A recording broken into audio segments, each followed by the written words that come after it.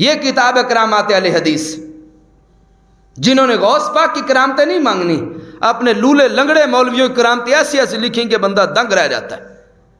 جن کے پلے کچھ نہیں تھا ان کے لیے تم نے سب کچھ ماننا، تم نے علم غیب بھی مانا، تم نے اختیار بھی مانا، تم نے قدرت بھی مانی، سب کچھ ماننا۔ اور رسول پاک علیہ السلام، صحابہ کرام، اولیاء اللہ کے لیے تم کہتے ہو تن کے معادل اختیار نہیں ان کے پاس۔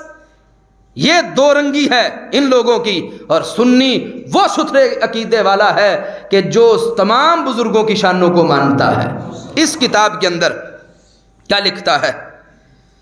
کہتا ہے کہ مولوی غلام رسول، آج تو اس نام کو بھی یہ کہتے شرک رکھنا، کہتے ہیں مولانا غلام رسول گوجرانوالا کا تھے، قلعہ میاں سنگھ کا۔ کہتا ہے ایک بار قلعہ میاں سنگھ میں ایک حجام آپ کی حجامت بنا رہا تھا کہ اس نے یہ شکایت کی، حضور میرا بیٹا کئی سال سے باہر گیا ہوا ہے، جس کا ہمیں کچھ پتہ نہیں کہ کہاں ہے، زندہ ہے یا مر گیا ہے، بس یہ ایک ہی بیٹا تھا، اس کی فکر میں ہم تو مرے جا رہے ہیں۔ یہ اس حجام نے مولوی غلام رسول سے کہا کہ بیٹا میرا کافی عرصے سے لاپتہ ہے، پتہ نہیں کہاں گیا۔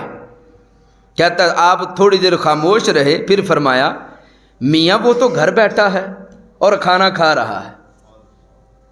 یہ مولوی صاحب نے کہا میاں وہ تو گھر بیٹھا اور کھانا کھا رہا ہے، جاؤ بے شک جا کر دیکھ لو۔ کہتا وہ بندہ گھر گیا تو سچ مچ بیٹا آیا ہوا تھا، کھانا کھا رہا تھا۔ کہتے بیٹے سے ماجرا پوچھا تو اس نے کہا میں ابھی سکھر سندھ میں تھا، معلوم نہیں مجھے کیا ہوا اور کیوں طرفۃ العین میں یہاں پہنچ گیا، آگ جھپکنے کے برابر پہنچ گیا۔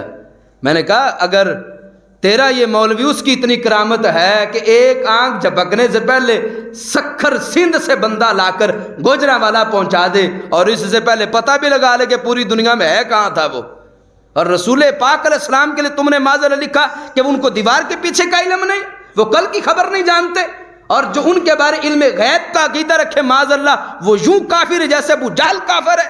یہ لکھا انہوں نے تقویۃ الایمان میں، تحفہ وہابیہ میں، درجنوں کتابوں کے اندر یہ بات انہوں نے لکھی معاذ اللہ، استغفر اللہ۔ اور اپنے لوگوں کے لیے کیا، اور کہا جس کا نام محمد یا علی ہے وہ کسی چیز کا مالک و مختار نہیں۔ میں نے کہا یہ کس طرح مختار بنا، اس کو علم غیب کس طرح آیا، اس کو پتہ کس طرح چلا، اس نے سینکڑوں کلومیٹر دور کس طرح بندہ دیکھا، کس طرح اس کو آنکھ جھپکنے سے پہلے سندھ سے لا کر گوجرانوالا پہنچایا۔